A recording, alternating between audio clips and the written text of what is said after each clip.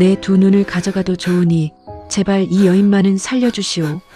깊은 산속 9개의 꼬리를 가진 요괴를 품에 안고 오열하는 나무꾼의 절규가 산천을 뒤흔들었습니다.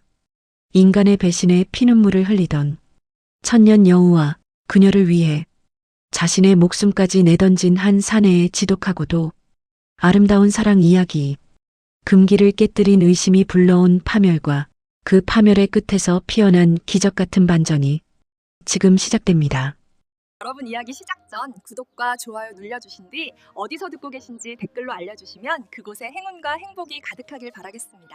옛날 옛적 강원도 깊은 산골짜기에 덕구라 불리는 젊은 나무꾼이 살고 있었습니다. 덕구는 비록 입에 풀칠하기도 힘든 가난한 처지였으나 누구보다 성실하고 마음씨가 비단결처럼 고운 사내였지요. 매일같이 지게를 지고 험한 산을 오르내리며 땔감을 구하는 것이 덕구의 유일한 일과였습니다. 마을 사람들은 그런 덕구를 보며 융통성 없는 숙맥이라 놀려대곤 했지만 덕구는 그저 허허 웃으며 자신의 자리를 묵묵히 지켰습니다. 낡은 삼배옷 사이로 찬바람이 스며들어도 덕구는 부지런히 손을 움직이며 하루를 보냈습니다. 덕구의 마음속 깊은 곳에도 남모를 외로움이 따리를 틀고 자리 잡고 있었습니다. 장터에서 어린 자식의 손을 잡고 가는 아비의 든든한 모습이나 남편의 지게에 시원한 보리차 한 사발을 건네는 안하게 수줍은 웃음을 볼 때면 가슴 한편이 아릿하게 시려왔지요. 차디찬 방 안에서 홀로 누워 끼니를 때울 때마다 덕구는 누군가와 함께 따뜻한 온기를 나누고 싶다는 간절한 소망을 품게 되었습니다. 비록 가진 것은 쥐뿔도 없었지만 마음이 고운 정인을 만나 소박한 가정을 꾸리는 것이 덕구의 평생 소원이었습니다. 그 소망은 차가운 현실 속에서 덕구가 하루하루를 버티게 하는 유일한 버팀목이기도 했습니다. 평소와 다름없이 지게를 지고 산을 오르던 어느 날 정오쯤 되자 갑자기 산 전체가 기괴한 정적에 휩싸였습니다. 평소 지저귀던 새들은 어느새 자취를 감추었고 멀리서 시원하게 들려오던 냇물 소리조차 뚝 끊긴 듯 기묘한 고요함이 산을 짓눌렀지요. 하늘에서는 시커먼 먹구름이 용의 비늘처럼 겹겹이 쌓여 내려오더니 금방이라도 땅을 집어삼킬 듯한 기세로 무섭게 변했습니다. 평생을 산에서 잔뼈가 굵은 덕구였지만 이토록 오싹하고도 기이한 기운은 생전 처음 느껴보는 것이었습니다. 산신령이라도 노하신 것인지 나무꾼의 가슴은 불길한 예감으로 두근거리기 시작했습니다. 세차게 퍼붓는 장대비를 피해 덕구는 간신히 바위 틈새에 숨겨진 깊은 동굴로 몸을 숨겼습니다. 빗물에 젖은 몸을 추스르며 거친 숨을 고르던 덕구의 코끝에 비릿한 피냄새가 미풍을 타고 스쳐 지나갔지요. 동굴 깊숙한 곳을 조심스럽게 살펴보니 그곳에는 눈부시게 하얀 털을 가진 커다란 짐승 한 마리가 쓰러져 있었습니다. 짐승의 옆구리에서는 붉은 선혈이 쉼없이 흘러나오고 있었고 짐승은 가냘픈 신음조차 내뱉지 못한 채 파르르 떨고 있었습니다. 아니, 이 깊은 곳에 어쩌다 이런 미물이 닫힌 게냐? 덕구는 두려움보다 먼저 일어나는 가여운 마음에 짐승에게 조심스럽게 다가갔습니다. 짐승은 금방이라도 숨이 넘어갈 듯 떨면서도 덕구를 향해 애처로운 눈망울을 반짝였습니다. 그 눈빛은 마치 살려달라는 간절한 호소처럼 느껴졌습니다. 짐승이 혹여 사람을 해치는 요물일지도 모른다는 생각에 뒷걸음질 칠 수도 있었지만 덕구는 도망치는 대신 짐승 앞에 무릎을 꿇었습니다. 남을 돕는 것이 사람의 도리라 믿었기에 덕구는 주저없이 자신의 소중한 저고리를 찢어 짐승의 상처를 정성껏 감싸주었지요. 내 비록 의원은 아니지만 이대로 두면 내 목숨이 경각에 달릴 터이니 잠시만 참아보거라. 덕구의 거친 손길은 어느 때보다 조심스러웠고 짐승은 마치 덕구의 진심을 알아듣기라도 한 듯 얌전하게 몸을 맡겼습니다. 차가운 동굴 안에서 덕구의 따스한 체온이 짐승에게 전달되며 두 존재 사이에는 묘한 유대감이 싹트기 시작했습니다. 동굴 안의 냉기가 덕구의 옷깃을 파고들 무렵 정성스러운 간호 덕분인지 짐승의 상처에서 흐르던 피가 멎고 신비로운 빛이 감돌기 시작했습니다. 덕구가 깜빡 잠이 들었다가 눈을 떴을 때 그곳에는 하얀 짐승 대신 눈부시게 아름다운 자태를 지닌 한 여인이 앉아 있었지요. 소복처럼 하얀 비단옷을 입은 여인은 마치 달빛을 머금은 듯 청초한 모습이었습니다. 정신이 좀 드시오? 도대체 어찌된 일이기에 이 험한 곳에서 그리 다치신 것이오? 덕구가 깜짝 놀라 뒷걸음질 치며 묻자 여인은 가냘픈 목소리로 대답했습니다. 선비님의 따뜻한 손길 덕분에 목숨을 건졌사옵니다. 저는 이 산에 머물던 미물이오나 선비님의 정성에 감복하여 이리 사람의 형상을 빌려 인사를 올리나이다. 여인의 목소리는 옥쟁반의 옥굿을 굴러가듯 맑았고 덕구는 꿈인지 생시인지 분간할 수 없어 자신의 볼을 꼬집어 보았습니다. 여인은 살며시 미소 지으며 덕구에게 다가와 젖은 저고리를 여며주었지요. 비바람이 멎었으니 이제 저와 함께 내려가시지요. 은혜를 입었으니 마땅히 보답을 해야 하지 않겠사옵니까? 덕구는 여인의 신비로운 분위기에 홀린 듯 고개를 끄덕였고 두 사람은 잦아든 빗줄기 사이로 산을 내려오기 시작했습니다. 여인은 자신을 설하라 소개하며 덕구의 초라한 초가집에 머물기를 청했습니다. 덕구는 행여나 마을 사람들의 눈에 띌까 노심초사하면서도 설아가 차려주는 따뜻한 밥상과 부드러운 말투에 점차 마음을 열게 되었지요. 설아가 집에 들어온 뒤로 덕구의 삶은 놀랍도록 변했습니다. 서방님, 오늘은 장터에 나가지 마시고 이 약초를 팔아보셔요.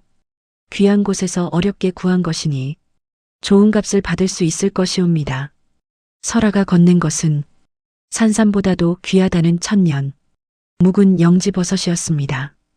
덕구는 반신반의하며 그것을 장터에 내놓았고 평생 만져보지 못한 거금인 100냥을 손에 쥐게 되었습니다. 낭자, 덕분에 이런 큰 돈을 벌었소. 이 돈이면 낭자에게 비단옷 한 벌은 좋게 해줄 수 있겠구려. 덕구의 기쁨 섞인 말에 설아는 수줍게 고개를 저으며 대답했습니다. 제 옷보다는 서방님의 낡은 지게를 바꾸시고 고기라도 한 근 사오셔요. 서방님이 든든히 드시는 모습만 보아도 제 배가 부르옵니다. 두 사람은 소박한 방 안에서 서로를 마주보며 웃음꽃을 피웠습니다. 덕구는 가난이라는 굴레에서 벗어나 처음으로 사람 사는 것 같은 행복을 느끼며 설아를 평생의 반려로 삼겠노라 마음속 깊이 다짐했습니다. 하지만 달이 차면 기우는 법이라 했지요. 덕구가 갑자기 큰 돈을 벌고 아름다운 여인과 함께 산다는 소문은 순식간에 온 마을에 퍼져나갔습니다. 이웃집에 사는 욕심, 많은 칠성이는 덕구의 집 주변을 기웃거리며 시기 어린 눈초리를 보냈습니다. 여보게 덕구, 자네 대체 산에서 무엇을 보았기에 이리 횡재를 한 것인가? 그 고운 낭자는 또 어디서 데려온 게야? 칠성이가 넉살 좋게 물어왔지만 덕구는 설아와의 약속을 떠올리며 말을 아꼈습니다. 그저 운이 좋았을 뿐이네. 낭자는 산 너머 고을에서 인연이 닿아 모셔온 분이니 더 묻지 말게나. 덕구의 대답이 시원치 않자 칠성이는 의심 가득한 얼굴로 혀를 찼습니다. 쯧쯧. 사람이 갑자기 변하면 화를 입는 법이라네. 자네 조심하게나. 저 여인이 사람인지 여우인지 누가 알겠나? 그날 밤 덕구는 칠성이의 말이 자꾸만 귓가에 맴돌아 잠을 이루지 못했습니다. 설아가 다친 짐승에서 여인으로 변하던 그 신비로운 광경이 떠오르며 마음 한구석에 작은 불안에 씨앗이 심어지고 말았지요. 불안함이 엄습할수록 덕구는 설아에게 더욱 집착하게 되었습니다. 그러던 어느 날 밤 덕구는 잠결에 옆자리가 허전함을 느끼고 눈을 떴습니다. 방 안에는 은은한 향기만 감돌 뿐 설아의 모습은 보이지 않았지요.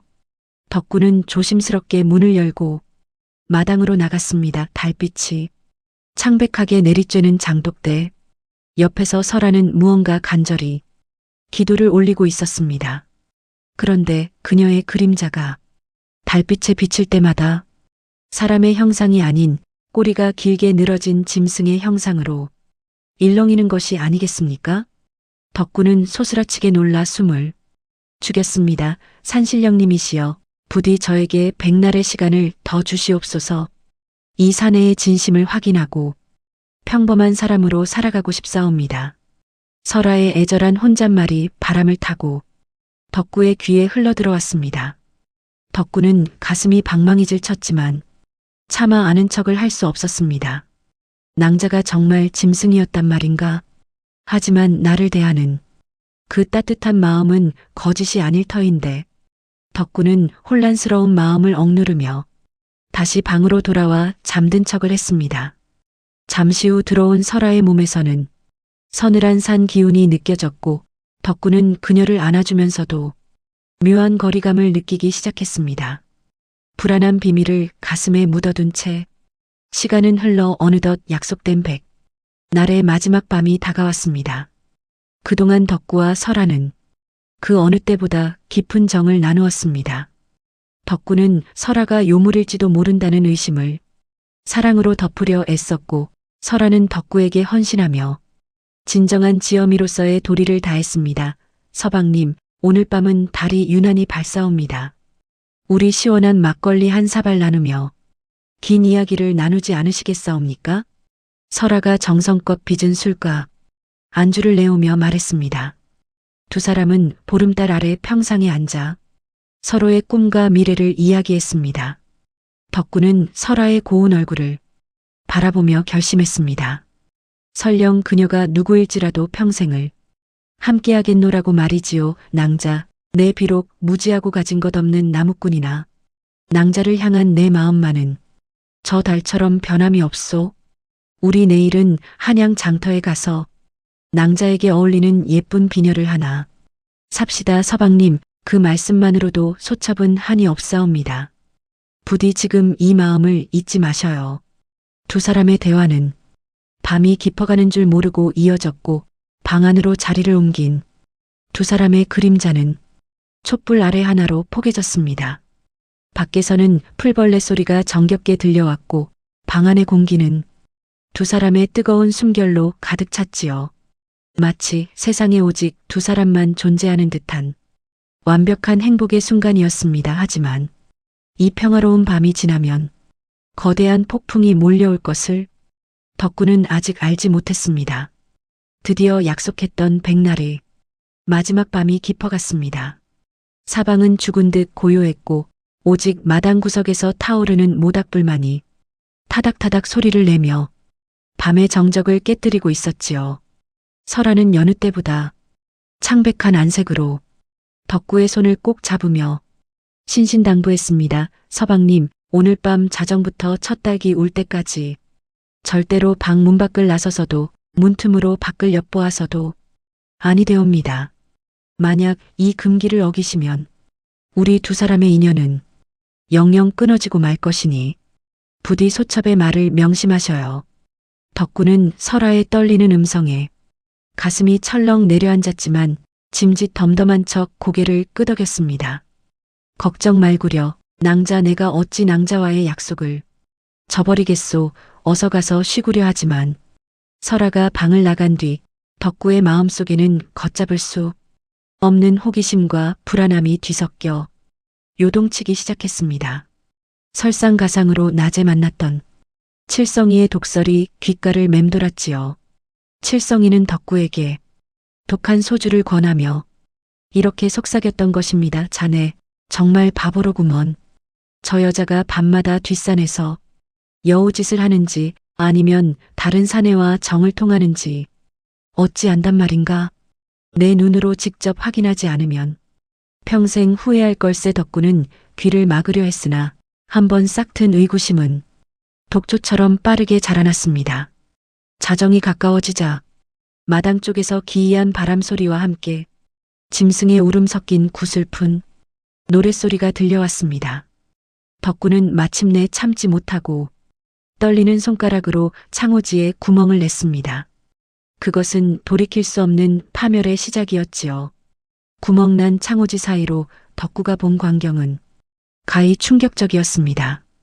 창백한 달빛 아래 하얀 소복을 입은 설아가 기괴한 춤을 추고 있었는데 그녀의 등 뒤로 9개의 하얀 꼬리가 부채처럼 펼쳐져 은빛 물결을 일으키고 있었던 것입니다.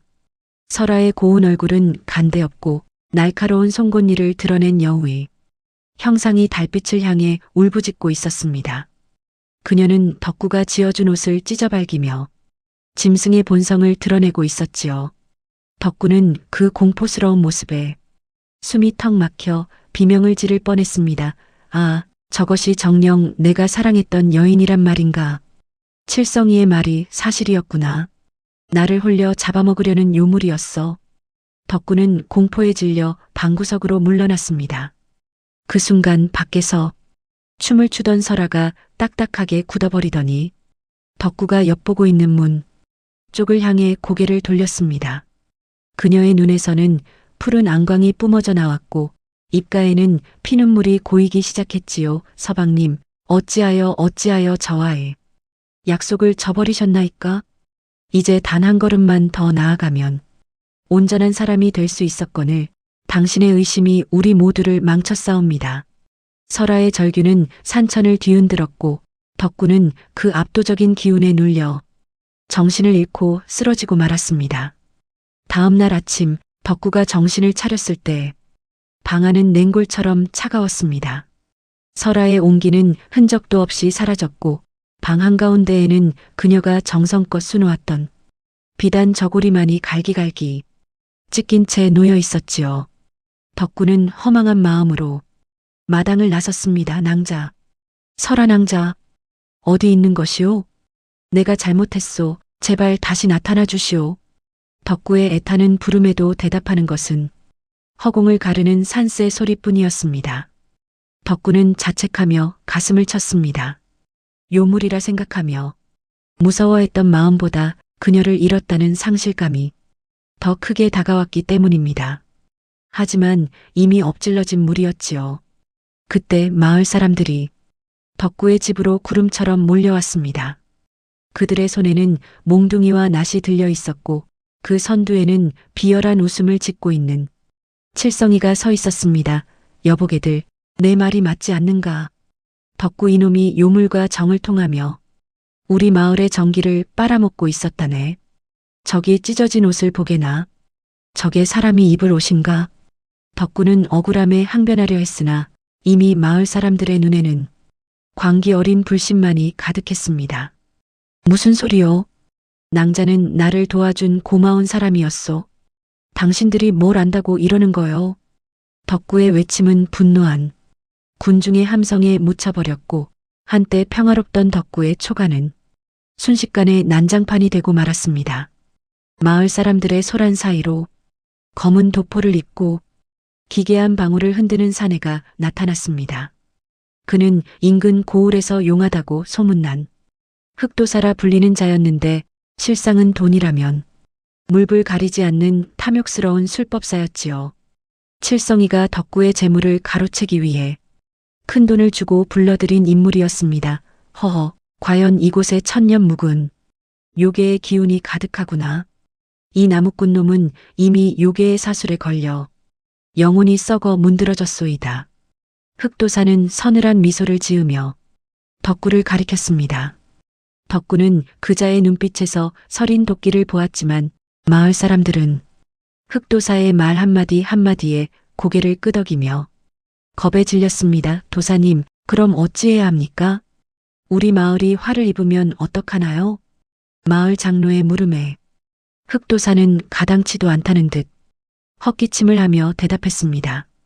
이놈을 당장 광에 가두고 요괴가 숨겨놓은 재물을 모두 찾아내어 정화의 의식을 치러야 하오. 그렇지 않으면 내일 밤 마을의 모든 어린아이들이 여우의 밥이 될 것이오. 칠성이는 흑도사의 뒤에서 회심의 미소를 지었습니다. 덕구가 벌어들였던 금전과 옥을 가로챌 기회가 눈앞에 다가온 것이지요. 덕구는 억울하게 결박당한 채 자신의 집에서 끌려나갔습니다. 칠흑 같은 어둠이 깔린 차가운 광 속에 갇힌 덕구에게는 모진 시련이 이어졌습니다. 칠성이는 마을 사람들을 선동하여 덕구의 집 마당을 파헤치게 했고 설아가 남겨준 보물들을 하나둘씩 꺼내어 갔습니다. 이것 보게, 이게 다 사람을 홀려 모은 물건이 아닌가. 이 부정한 물건들은 내가 보관했다가 도사님과 함께 처리하겠네.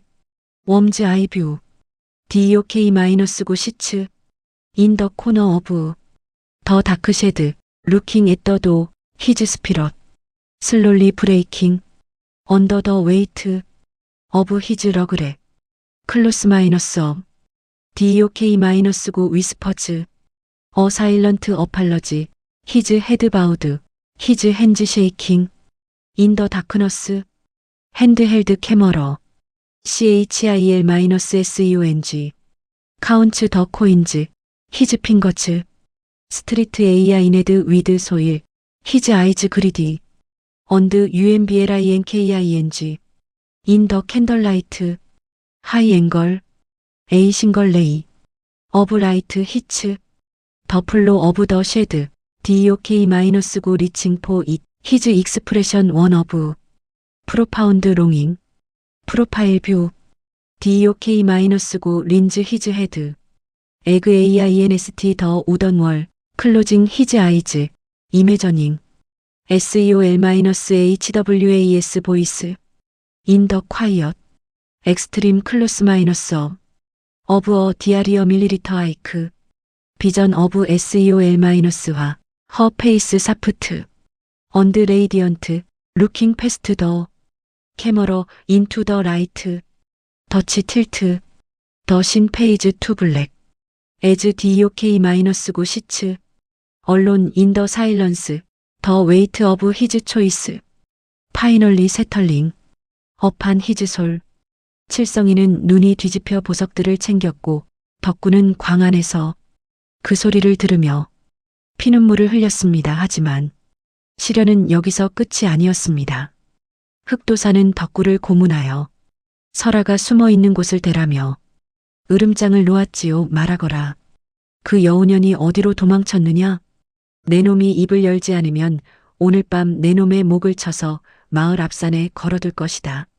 덕구는 살이 타들어가는 듯한 고통 속에서도 입을 굳게 다물었습니다. 비록 자신의 의심으로 그녀를 떠나보냈지만 설아를 사지로 몰아넣을 수는 없었기 때문입니다. 밤은 깊어가고 덕구의 몸은 만신창이가 되었습니다. 차가운 광바닥에 쓰러진 덕구는 흐릿해지는 정신 속에서 설아의 따뜻했던 손길을 떠올렸습니다. 낭자, 미안하오. 내 어리석음이 낭자를 괴물로 만들고 나를 이 지경으로 만들었구려. 다시 한 번만 볼 수 있다면 내 목숨을 바쳐서라도 당신을 지키겠소. 덕구의 간절한 소망이 허공으로 흩어질 무렵 멀리 뒷산에서 다시금 길고 슬픈 여우의 울음소리가 들려오기 시작했습니다. 그것은 위기에 처한 정인을 향한 설아의 마지막 경고였을까요? 아니면 피해 복수를 예고하는 전조였을까요? 어둠이 짙게 깔린 광 안으로 누군가 조심스럽게 다가오는 발소리가 들렸습니다. 삐걱거리며 문이 열리고 나타난 사람은 놀랍게도 덕구를 배신했던 칠성이었지요. 칠성이는 가식적인 눈물을 훔치며 덕구의 결박을 푸는 신용을 했습니다. 여보게 덕구, 내 자네를 이대로 죽게 둘 순 없어서 마을 사람들 몰래 왔네.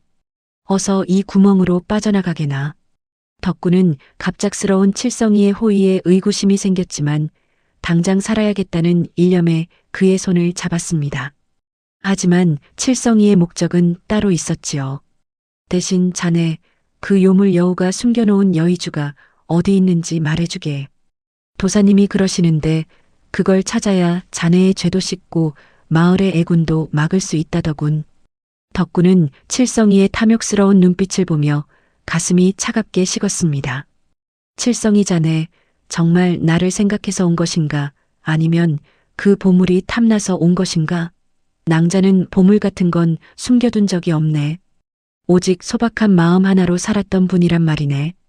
덕구의 단호한 말에 칠성이는 금세 본색을 드러내며 혀를 찼습니다. 결국 구원은커녕 덕구를 더 깊은 벼랑 끝으로 밀어넣으려는 속셈이었지요.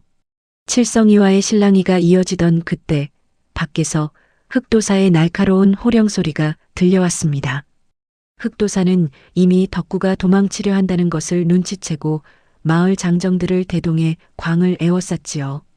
이놈 나무꾼아, 요괴와 내통하여 도망치려 하다니 정녕 죽고 싶은 게냐? 저놈을 당장 끌어내어 마을 앞 정자나무에 매달아라. 덕구는 장정들에게 붙들려 질질 끌려나갔습니다. 마을 사람들은 흑도사의 요사스러운 술법에 홀려 덕구에게 돌을 던지며 욕설을 퍼부었지요. 살려주시오. 나는 죄가 없소. 저 도사가 여러분을 속이고 있는 것이오. 덕구의 절규는 허공을 갈랐으나 광기에 젖은 마을 사람들의 귀에는 들리지 않았습니다. 흑도사는 차가운 미소를 지으며 덕구의 목에 밧줄을 걸려 했습니다. 바로 그 순간 산 전체가 울릴 듯한 거대한 천둥 소리와 함께 산사태가 일어날 듯한 진동이 발바닥을 타고 전해졌습니다. 그것은 노한 산신령의 꾸짖음인지 아니면 분노한 설아의 외침인지 알 수 없는 기괴한 소리였습니다. 혼란에 빠진 사람들 사이로 자욱한 안개가 피어오르기 시작했습니다. 한치 앞도 보이지 않는 안개 속에서 흑도사는 당황하며 방울을 흔들어댔지요. 이놈, 요괴가 나타났다. 모두 정신 차려라. 내 술법으로 저 요괴를 처단할 것이니라. 하지만 안개 너머에서 들려온 것은 여우의 울음소리가 아니라 장엄한 노승의 목소리였습니다. 안개를 헤치고 나타난 이는 덕구가 예전에 산에서 다친 새끼 노루를 구해줬을 때 만났던 인근 사찰의 큰 스님이셨지요. 이 가련한 중생들아, 무엇이 두려워 진실을 보지 못하느냐. 저 나무꾼은 평생 산을 지키며 생명을 아껴온 선한 이익원을 어찌 탐욕에 눈먼 가짜 도사의 말에 휘둘린단 말이냐. 큰 스님의 사자 후에 마을 사람들은 멈칫하며 서로의 얼굴을 번갈아 보았습니다. 흑도사는 얼굴이 불그락푸르락하며 큰 스님에게 달려들었으나 스님이 가볍게 지팡이를 휘두르자 흑도사의 도포 속에서 마을 사람들에게서 가로챈 폐물들이 우르르 쏟아져 나왔습니다. 아니, 저것은 내 집 안방에 있던 비녀가 아닌가? 저게 왜 저 도사의 품에서 나오는 것이지? 마을 사람들의 눈에 의욕이 서리기 시작했고 분위기는 순식간에 반전되었습니다. 비밀이 탄로나자 흑도사와 칠성이는 혼비백산하여 도망치려 했습니다. 하지만 분노한 마을 사람들은 그들을 가만히 두지 않았지요. 이 도둑놈들아, 우리를 속이고 재물을 훔치려 했다니 절대로 용서 못한다. 장정들이 몽둥이를 들고 칠성이와 흑도사를 뒤쫓기 시작했습니다. 그들이 도망치던 방향은 하필이면 설아가 사라졌던 뒷산의 깊은 계곡이었지요. 그곳에는 설아의 분노가 서린 듯한 기이한 소용돌이가 몰아치고 있었습니다. 살려주게. 내가 잘못했네. 덕구자네가 좀 말려주게나. 칠성이의 애처로운 비명도 잠시 두 사람은 발을 헛디뎌 시커먼 절벽 아래로 굴러떨어지고 말았습니다. 그들이 떨어짐과 동시에 그토록 무섭게 내리쬐던 안개와 바람이 거짓말처럼 잦아들었지요. 마을 사람들은 그제야 자신들의 잘못을 깨닫고 덕구 앞에 무릎을 꿇었습니다. 덕구야, 우리가 정말 죽을 죄를 지었네. 요사스러운 말에 속아 자네 같은 착한 사람을 해치려 했으니 이 일을 어쩌면 좋단 말인가. 덕구는 만신창이가 된 몸으로 마을 사람들을 용서했지만 그의 시선은 오직 설아가 사라진 저 먼 산봉우리에 머물러 있었습니다. 큰 스님은 덕구의 어깨를 토닥이며 조용히 말씀하셨습니다. 업보는 피할 수 없는 것이나 진심은 하늘을 움직이는 법이라네. 자네의 정성이 그 여인을 살렸으니 이제는 자네의 믿음이 그 여인을 다시 불러올 차례일세. 덕구는 큰 스님의 말씀에 힘을 얻어 다시 산으로 향하기 시작했습니다. 마을 사람들은 덕구에게 미안한 마음을 담아 정성껏 보따리를 싸주었지요. 덕구는 이제 부자가 되는 것도 편안한 삶을 사는 것도 바라지 않았습니다. 오직 설아에게 전하지 못한 진심 어린 사과와 사랑을 전하고 싶을 뿐이었습니다. 낭자, 기다려 주시오. 내 이번에는 어떤 금기가 닥쳐와도 절대로 낭자의 손을 놓지 않겠소. 덕구의 발걸음은 어느 때보다 단단했습니다. 산새들이 그의 앞길을 안내하듯 지적이었고 달빛은 다시금 온화하게 숲길을 비추어 주었습니다. 하지만 이것은 끝이 아니라 인간과 요괴의 경계를 넘나드는 더 깊은 인연의 시작이었습니다.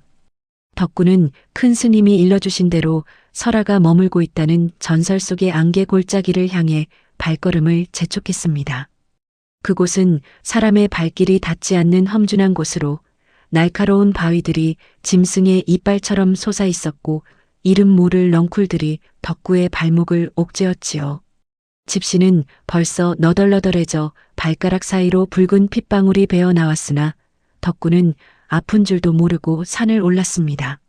낭자, 조금만 기다려 주시오.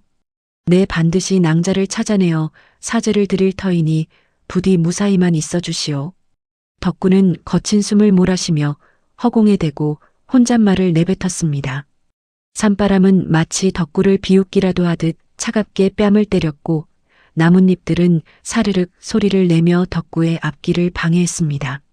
하지만 덕구의 눈빛만큼은 그 어느 때보다 단단하게 빛나고 있었지요. 길을 잃을 때마다 덕구는 설아가 남기고 간 하얀 털 뭉치를 손에 꼭 쥐며 그녀의 온기를 되새겼습니다.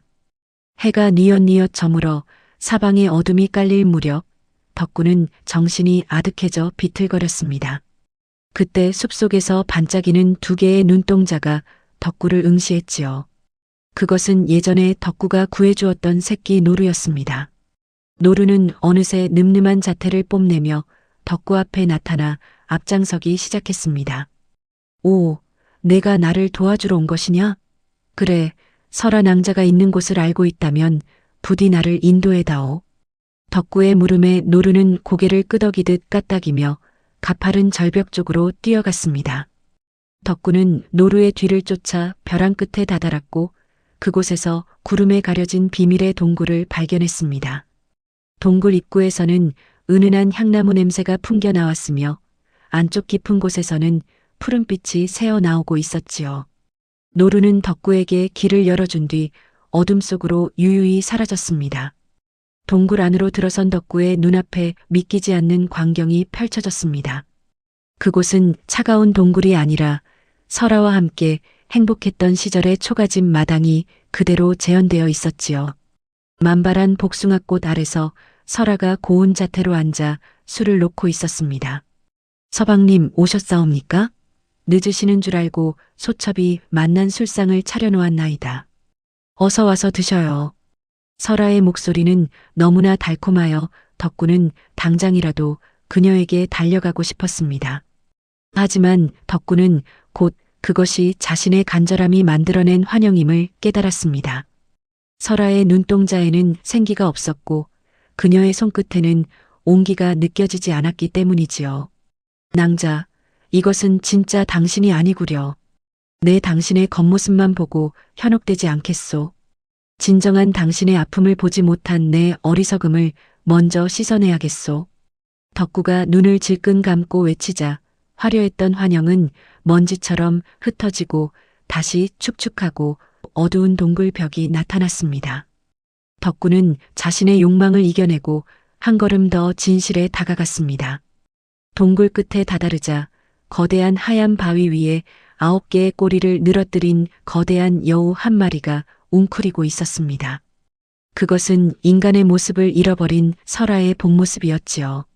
그녀의 주변에는 서슬퍼런 냉기가 감돌아 접근조차 쉽지 않았습니다. 서방님, 여기까지 오시다니 정령 죽음을 자초하시는 것이옵니까? 저는 이제 당신이 알던 설아가 아니옵니다. 인간의 배신으로 인해 제 마음은 이미 차가운 돌덩이가 되어버렸나이다. 설아의 목소리는 동굴벽을 타고 울려 퍼졌습니다. 덕구는 주저없이 무릎을 꿇고 그녀를 향해 손을 뻗었습니다. 낭자가 여우든 귀신이든 상관없소. 내 낭자에게 상처를 준 것은 사실이니 그 죄를 씻기 위해서라면 내 목숨이라도 바치겠소. 낭자, 다시 인간이 되려 하지 마시오. 내가 낭자의 곁에서 평생 짐승처럼 살아가겠소. 덕구의 파격적인 선언에 설아의 눈동자가 흔들렸습니다. 그녀는 덕구가 자신을 위해 인간의 삶을 포기하겠다는 말에 큰 충격을 받은 듯 했습니다. 진정한 사랑은 상대방을 바꾸는 것이 아니라 있는 그대로의 모습을 받아들이는 것임을 두 사람은 비로소 깨달았습니다. 설아는 천천히 덕구에게 다가와 차가운 코끝을 덕구의 뺨에 갖다 대었습니다. 덕구는 소름 끼치는 추위 대신 가슴속에서 피어오르는 뜨거운 열기를 느꼈지요. 두 사람의 영혼이 하나로 연결되는 신비로운 체험이었습니다. 설아의 몸에서 뿜어져 나오던 푸른 안광이 점차 온화한 백색 광채로 변하기 시작했습니다. 서방님의 진심이 제 얼어붙은 심장을 녹였사옵니다. 하지만 인간과 요괴의 연은 그리 호락호락하지 않은 법이지요. 우리가 함께하려면 산신령님의 3가지 시험을 통과해야만 하옵니다. 서방님, 감당하실 수 있겠사옵니까? 100번, 1000번이라도 좋소. 낭자와 함께라면 지옥 불길 속이라도 뛰어들겠소. 덕구의 대답에 설아는 다시금 아름다운 인간의 모습으로 변하여 덕구의 품에 안겼습니다. 두 사람의 눈에서는 뜨거운 눈물이 흘러내렸고 동굴 안의 냉기는 봄바람처럼 따스하게 변했습니다. 그러나 동굴 밖에서는 그들을 시기하는 어둠의 그림자들이 다시금 몰려오고 있었으니 이것은 더 큰 전쟁의 서막에 불과했습니다. 산신령의 목소리가 천둥처럼 울려 퍼지며 첫 번째 시험이 시작되었습니다. 덕구의 눈앞에 끝도 없이 펼쳐진 황금빛 들판이 나타났는데 그곳에는 곡식 대신 눈부신 금덩이와 보석들이 주렁주렁 매달려 있었지요. 칠성이가 그토록 탐냈던 천하의 기보들이 발치에 치여 굴러다녔습니다. 나무꾼아, 이 보물들을 품에 안고 산을 내려가거라. 그러면 평생을 정승판서 부럽지 않게 호의호식하며 살 수 있을 것이니라. 여우 요괴와의 인연은 그만 있는 것이 내 명주를 늘리는 길이다. 산신령의 유혹적인 제안에 덕구는 눈길조차 주지 않고 묵묵히 걸음을 옮겼습니다. 보석들이 덕구의 발등을 찍고 옷자락을 붙잡았지만 덕구는 허허롭게 웃으며 대답했지요. 산신령님, 저에게 이 돌덩이들은 그저 길가에 널린 자갈만도 못하옵니다. 설아 낭자의 따뜻한 손길 한 번이 1000만 금보다 귀하거늘 어찌 이런 미물에 제 마음을 팔겠사옵니까? 덕구의 단호한 의지에 황금 들판은 순식간에 메마른 낙엽으로 변해 흩날렸습니다. 첫 번째 탐욕의 고개를 무사히 넘긴 것이지요. 두 번째 시험은 인간의 가장 깊은 곳에 숨겨진 공포를 마주하는 일이었습니다. 덕구의 눈앞에 자신을 핍박했던 마을 사람들과 흑도사의 망령이 나타나 날카로운 칼날을 휘두르며 달려들었지요. 그들은 덕구의 살점을 도려낼 듯 위협하며 저주 섞인 말을 내뱉었습니다. 내 놈 때문에 우리 마을이 망했다. 요괴를 끌어들인 죄로 내 영혼은 영원히 구천을 떠돌게 될 것이다. 덕구는 온몸이 칼에 베이는 듯한 환각 통증에 비명을 지르면서도 결코 물러서지 않았습니다. 그는 오히려 피투성이가 된 손을 뻗어 설아가 있는 방향을 가리키며 당당히 외쳤지요. 나를 죽일 수는 있어도 내 사랑을 죽일 수는 없을 것이오. 당신들의 증오가 깊을수록 낭자를 향한 내 마음은 더욱 단단해질 뿐이니 마음껏 나를 베어보시오. 그러자 달려들던 망령들은 연기처럼 사라지고 숲에는 다시금 평화로운 정막이 찾아왔습니다. 두려움을 이겨낸 자만이 얻을 수 있는 고요함이 덕구의 가슴을 채웠습니다. 마지막 3번째 시험은 가장 잔인하고도 슬픈 선택의 순간이었습니다. 산신령은 덕구 앞에 무릎 꿇린 설아를 가리키며 서늘한 어조로 말했습니다. 나무꾼아, 이 여우를 온전한 인간으로 만들려면 너의 두 눈을 공약물로 바쳐야 한다. 내가 앞을 보지 못하게 된다면 이 여인이 아무리 아름다운 인간으로 변한들 내가 어찌 그 모습을 볼 수 있겠느냐?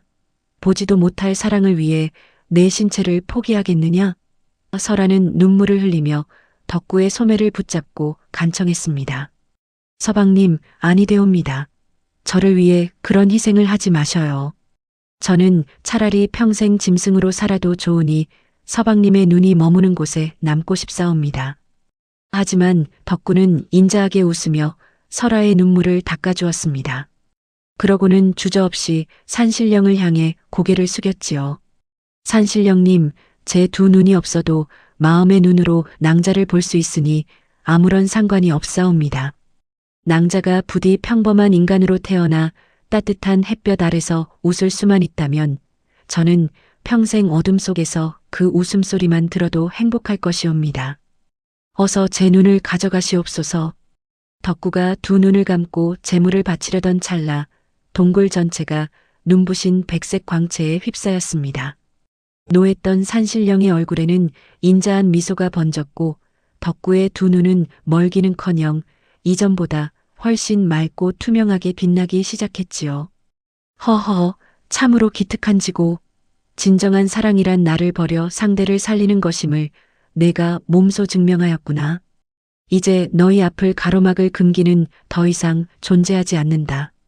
산신령의 축복과 함께 설아의 등 뒤에 있던 9개의 꼬리가 하나로 합쳐지더니 이내 눈부신 빛의 가루가 되어 사라졌습니다. 설아는 이제 요괴가 아닌 완벽한 인간의 숨결을 내뱉는 어여쁜 여인이 되었습니다. 두 사람은 서로를 껴안고 하염없이 눈물을 흘렸으며 산속의 모든 미물조차 그들의 승리를 축하하듯 아름답게 지저귀었습니다. 덕구와 설아의 사랑은 인간의 배신과 요괴의 한을 모두 녹여낸 그야말로 기적과도 같은 결실이었습니다. 세월이 흘러 덕구와 설아는 마을을 떠나 산자락 아래 작은 오두막에서 소박하게 터를 잡고 살았습니다. 덕구는 더 이상 가난한 나무꾼이 아니었고 설아가 일러준 약초 지식으로 병든 이들을 고치며 만인의 존경을 받는 어진 의원이 되었지요. 설아는 남편의 곁에서 현모양처의 도리를 다하며 해마다 피어나는 복숭아꽃처럼 화사하게 늙어갔습니다. 마을 사람들은 두 사람의 이야기를 후세에 전하며 겉모습보다 중요한 것은 마음의 진실임을 깨달았습니다. 덕구와 설아가 떠난 뒤에도 그들이 살던 오두막 터에는 매년 겨울이면 하얀 눈꽃이 피어나 길을 잃은 나그네들을 따뜻하게 맞이해 주었지요. 옛말의 지성이면 감천이라는 말이 있습니다. 지극한 정성은 하늘도 감동시킨다는 뜻이지요. 덕구의 일편단심과 설아의 헌신적인 사랑은 오늘날을 사는 우리에게도 참된 인연의 소중함을 다시금 일깨워줍니다. 길고 긴 이야기를 끝까지 함께해 주셔서 감사합니다. 여러분의 삶에도 덕구와 설아처럼 변치 않는 진실한 사랑이 가득하기를 기원하겠습니다. 다음 영상을 빠르게 만나보시려면 좋아요와 구독을 눌러주세요. 그럼 더 재미있는 영상으로 찾아뵙겠습니다. 모두 행복한 하루 보내세요.